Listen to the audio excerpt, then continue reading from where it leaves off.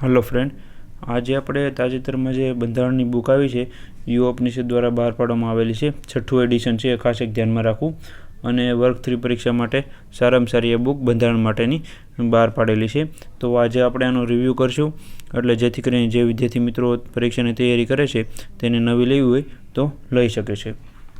કારણ કે આ બુકમાં ઘણા બધા બેનિફિટ છે, એ પણ હું તમને આગળ વિડીયોમાં જણાવીશ. હવે અહીંયા તમને પહેલાં ઇન્ડેક્સ બતાવું, જેથી કરીને તમને ખ્યાલ આવે કે આ બુકમાં કઈ કઈ માહિતી કવર કરવામાં આવેલી છે. અને વિડીયો પોઝ કરીને તમે દરેક ઇન્ડેક્સના પેજ વાંચી શકો છો, જેથી કરીને તમને વધારે ખ્યાલ આવે. બાકી જે વિદ્યાર્થી મિત્રો અત્યારે ક્લાસ 3ની તૈયારી કરે છે, જેમ કે CCEની, પછી કોઈ પણ સબ્જેક્ટ વાઇઝ પરીક્ષા આવે છે, જેમ કે સ્ટાફ નર્સની આવે છે, MPSWની આવે છે, FSWની આવે છે, લેબ ટેકનિશિયનની આવે છે, આ બધી ભરતીઓ આવે છે, તેના માટે પણ આ બુક સારામાં સારી છે. અને GPSCની જે સબ્જેક્ટ વાઇઝ પરીક્ષા આવે છે, જેમ કે પ્રોફેસરની ભરતી થતી હોય છે, તેમાં 300 માર્કનો પેપર હોય છે, તેમાં 100 માર્કના જનરલ નોલેજના પ્રશ્નો હોય છે, તો તેના માટે પણ આ બુક સારી છે. એના માટે એવું જરૂર નથી કે GPSC ક્લાસ 2ની તૈયારી કરતા હોય એ બંધારણની બુક તમારે લેવી પડે. એના માટે પણ તમે આ બુક બેઝિક બુક લઈ શકો છો. અને ક્લાસ 3ની કોઈ પણ પરીક્ષાની તૈયારી કરતા હો તો આ બુક સારામાં સારી છે. આ બુક તમે બંધારણ માટેની એક બુક લઈ શકો છો. અને આ બુકમાં બેનિફિટ એ છે કે આ બુકમાં MCQ નથી આપેલા, પરીક્ષામાં પૂછાયેલા પ્રશ્નો નથી આપેલા, અને બીજા મહાવરા માટેના જે પ્રશ્નો હોય છે એ પણ નથી આપેલા. ટુ ધ પોઈન્ટ દરેક પેજ અહીંયા મહત્ત્વના છે. આ બુકમાં જેટલા પણ પેજ છે, જેટલા પણ ટોપિક છે, દરેક ટોપિક તમારે વાંચવા પડશે. કારણ કે અહીંયા જે છે એ વધારાના કોઈ પણ પેજ નથી આપેલા, અને કોઈ પણ બીજી કાંઈ વધારાની માહિતી નથી આપેલી. કારણ કે આ બુક એ માટે સારામાં સારી કહી શકાય, કારણ કે ઘણા બુકમાં એવું હોય છે કે MCQમાં જ અડધા પેજ પૂરા થઈ જતા હોય છે. તો એવું નથી, આ બુકમાં MCQ ને એવું કાંઈ વન લાઇનર કશું આપેલું નથી, બધા ટોપિક જ આપેલા છે, જે બંધારણના ટોપિક છે એ બધાય. તો હવે આપણે આગળ રિવ્યૂ જોઈએ, જેથી કરીને તમને ખ્યાલ આવે. અહીંયા તમે પહેલાં ઇન્ડેક્સ જોઈ શકો છો, જેથી કરીને તમને વધારે ખબર પડશે કયા કયા ટોપિક છે. અને નવા ટોપિક અપડેટ થયેલા હોય, તમારી પાસે જૂની વર્ઝનની બુક હોય તો પણ તમને ખ્યાલ આવશે. અહીંયા પહેલો ટોપિક રાજ્ય વ્યવસ્થા એટલે બંધારણ વિશેની બેઝિક માહિતી આપેલી છે, પોલિટિકલ સિસ્ટમ વિશેની. એમાં 3 ચેપ્ટર આપેલા છે. પછી બંધારણનું ઘડતર અને વિકાસ જે છે એના વિશેના ટોપિક આપેલા છે. એમાં ભારતીય બંધારણનો વિકાસ, એમાં અલગ અલગ જે નિયમો છે એ બધા આપેલા છે. અને કઈ રીતે બંધારણની રચના થયેલી એ બધી ક્રમવાઇઝ અહીંયા માહિતી બધી આપેલી છે. અહીંયા તમે વિડીયો પોઝ કરીને બધી માહિતી વાંચી શકો છો. પહેલાં બંધારણની બેઝિક માહિતી બધી આપેલી છે. પછી ભારતીય બંધારણનું માળખું આપેલું છે, એમાં અમુક છે. પછી રાજ્યનું પુનર્ગઠન છે, પછી નાગરિકતા, મૂળભૂત અધિકારો, અહીંથી બધી અનુચ્છેદો બધી ચાલુ થાય છે. તમે જોઈ શકો છો અહીંયા 24 નંબરના ચેપ્ટર છે, એમાં મૂળભૂત ફરજો સુધી આપેલું છે. એવી રીતના અલગ અલગ વિભાગ પાડેલા છે.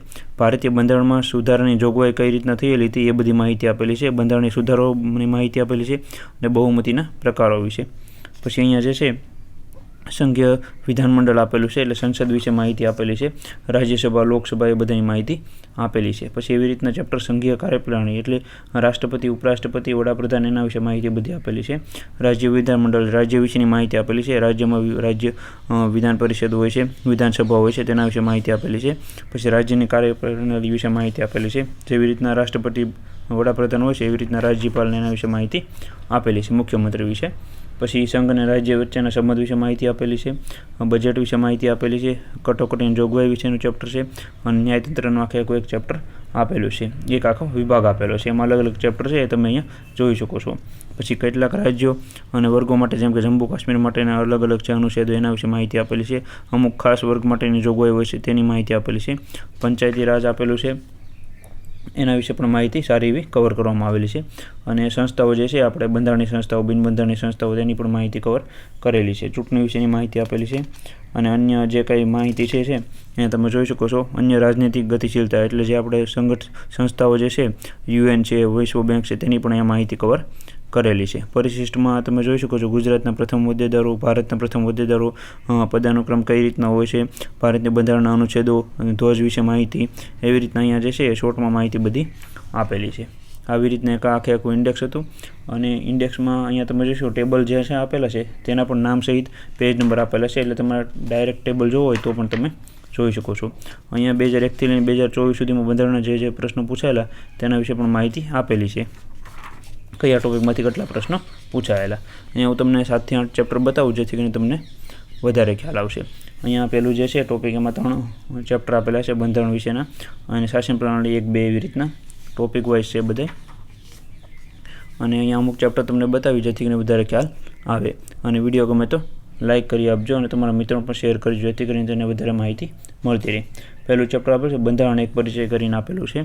એમાં તમે જોઈ શકો છો બંધારણ વિશે માહિતી આપેલી છે, વર્ગીકરણ, એ બંધારણનું કાર્ય શું છે એની માહિતી આપેલી છે, અને આવી રીતના કોષ્ટક આપેલો છે. અને અહીંયા સંપૂર્ણ જે એક એક શબ્દ હોય છે, ધારાસભા, ન્યાયપાલિકા, કારોબારી, એના વિશે માહિતી આપેલી છે. અહીંયા ચેપ્ટર 2 શરૂ થાય છે. શાસન પ્રણાલીનું પ્રકાર 1 આપેલું છે.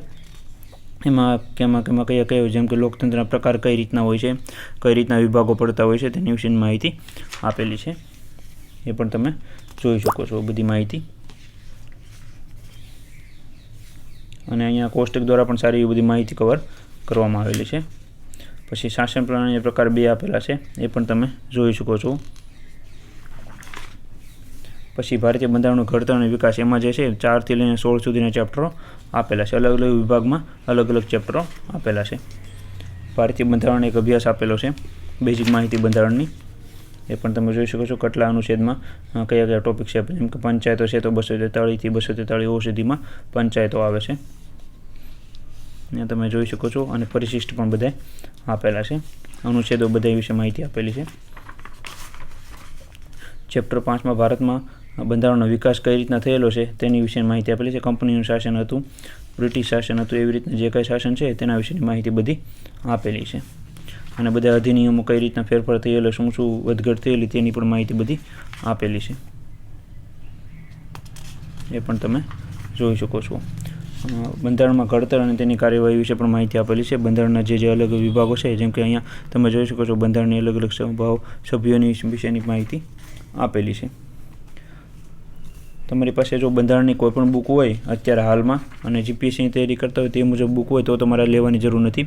ક્લાસ 3ની વિદ્યાર્થી મિત્રો જે નવી તૈયારી કરવા માગે છે નવે વર્ષથી, તે વિદ્યાર્થી મિત્રો આ બુક લઈ શકે છે. સારામાં સારી બુક છે, અપડેટ ટોપિક આમાં બધા થયેલા છે. અને તમારી પાસે જૂની બુક હોય બંધારણની અને આ બુક તમારે ન લેવી હોય તો 3 થી 4 મિત્રો ભેગા મળીને પણ તમે આ બુક લઈ શકો છો. ખાલી અપડેટ જે હોય અપડેટ કરી લેવાનું, એટલે તમને ખ્યાલ આવે. અને જો તમે અપડેટ કરતા હો તો પણ તમારે આ બુક કંઈ લેવાની જરૂર નથી. અહીંયા તમે જોઈ શકો પદાધિકારો વિશેની માહિતી આપેલી છે, એનો કાર્યકાળ કેટલો હોય છે, કયા અનુચ્છેદમાં આવે છે, શું શું કાર્ય હોય છે, કોણ શપથ લેવડાવે છે, તે બધી માહિતી આપેલી છે. કોણ નિમણૂક કરે છે, રાજીનામું કોને આપે છે, અને દૂર કરવાની વિગતો, એટલે કઈ રીતના તમે એને દૂર કરી શકો છો હોદ્દા ઉપરથી, તેની માહિતી આપેલી છે બધી. બંધારણની મુખ્ય વિશેષતાઓ આપેલી છે, અલગ અલગ પ્રતીકો બધા આપેલા છે બંધારણના.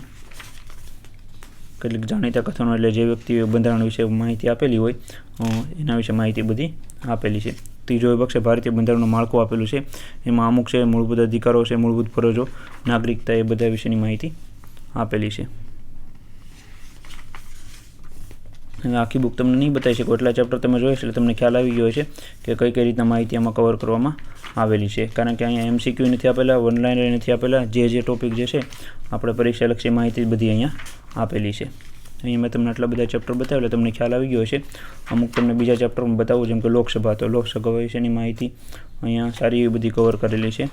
જે આપણે ક્લાસ 3ની પરીક્ષામાં પૂછાઈ શકે છે એ બધી માહિતી આમાં સારી એવી કવર કરવામાં આવેલી છે, એ તમે જોઈ શકો છો. આ બુકની પ્રાઇસ તમને જણાવી દઉં, એટલે જે વિદ્યાર્થી મિત્રોને લેવી હોય તો એ લઈ શકે છે. આ બુકની પ્રાઇસ છે 580 રૂપિયા, અને આમાં તમને ડિસ્કાઉન્ટ મળશે. નીચે કોન્ટેક્ટ નંબર આપેલો છે, ત્યાં તમે ફોન કરશો એટલે સંપૂર્ણ માહિતી તમને જણાવી દેશે. અને વિડીયો ગમે તો ખાસ કરીને લાઇક કરી આપજો, અને ચેનલમાં ન હોય તો સબસ્ક્રાઈબ કરી આપજો.